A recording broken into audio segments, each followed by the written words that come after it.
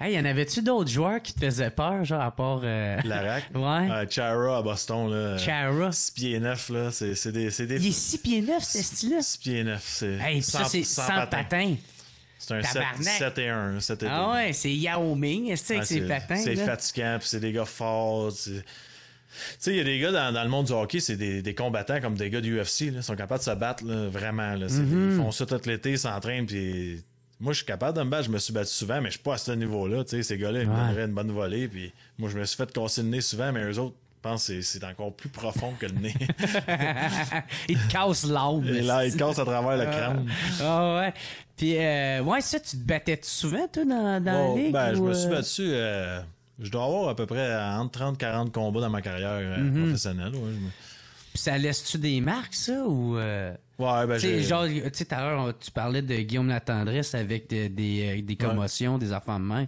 Ça t'a-tu laissé des marques quand même? Ben, je me suis fait casser le nez souvent au début. Après ça, j'ai pris pas mal de cours de boxe pis tout.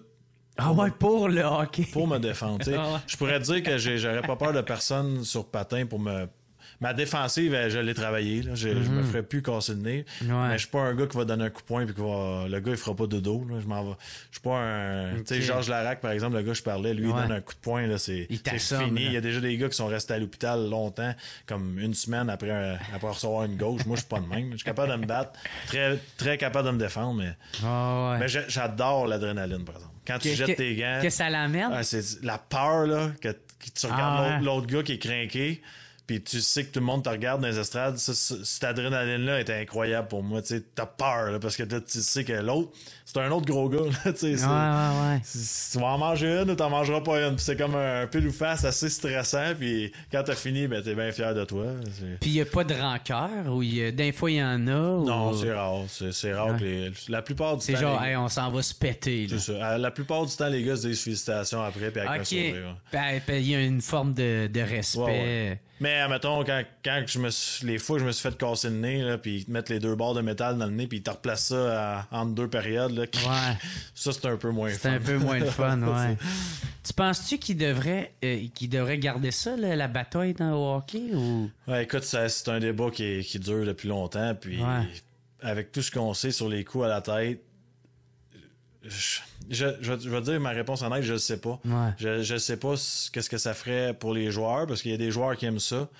Je pense que le premier pas à faire, qui serait théoriquement impossible à faire, ce serait d'avoir au moins une classe de combattants. Tu sais, au UFC, à la boxe, t'as les légers, les poids lourds, tout. Okay, au moins, si tu pourrais avoir un signal ou un tag sur ton chandail, whatever, que un rond rouge peut se battre avec un rond rouge au moins. Tu sais, un gars de 250 livres avec un gars de 250 livres. Parce que là, ça m'est arrivé, moi je pesais, quand je jouais, mettons, une année 200 livres, mais je me battais contre un gars de 260 livres. C'est sûr que je n'avais plein les bras, tu sais, c'est pas ma catégorie. Non, hostie. Je pense que juste ça l'aiderait pas mal. Il y a pas mal moins de gars qui se feraient assommer, mais... Ça pourrait être un compromis, genre. Ouais. En tout cas, les gens ils aiment plus ça, ils veulent plus voir ça, puis les joueurs connaissent les risques, les commotions. Pourquoi pas l'enlever? Mais après ça, il y a ben des gars qui disent... les puristes, genre. Là, ça va commencer à frapper puis donner des coups cochons parce qu'il n'y a pas personne qui va avoir peur de personne. T'sais, OK. C'est ça c'est pour ça la bataille est acceptée un peu. C'est pour ça qu'il y a il y a beaucoup de débats là-dessus parce que tu sais comme admettons je reprends l'exemple, je vais prendre un autre exemple. Chara qui était à Boston 6 pieds 9. C'est dur de s'en aller sur la glace puis donner la mise en échec de l'année quand tu sais qu'il est là parce que c'est sûr que t'en manges une. Il va te péter. C'est certain. Fait que il va te péter pas à peu près. Tu regarderas ces batailles, là. C'est pas le fun d'y aller contre lui.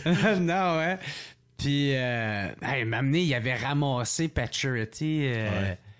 Ça, c'est un coup cochon, ça. Sais-tu quoi, Chara, c'est un gars respectueux, puis c'est un gars qui fait les choses de la bonne façon, là. On l'aime pas, c'est sûr, parce qu'il joue pour Boston, mais... C'est ça. Sais-tu quoi, il finissait sa mise en échec. C'était vraiment la structure, la barre de métal qui était pas bien faite. Ça a été modifié après. C'est d'ailleurs Danny Dubé, l'analyste à Cogeco, qui a eu l'idée d'avoir un coin arrondi, puis ça a changé la game. Avant, c'était une barre de métal en plein milieu. tu te faisais frapper, la tête sortie, c'est comme ouais. c'est théoriquement, je sais pas combien les gars, je pense que c'était entre 25 puis 30 km/h qui patinent à peu près. C'est comme, prends ton char à 30 km/h puis saute à la tête sur un poteau de téléphone. C'était pas logique quand tu y penses.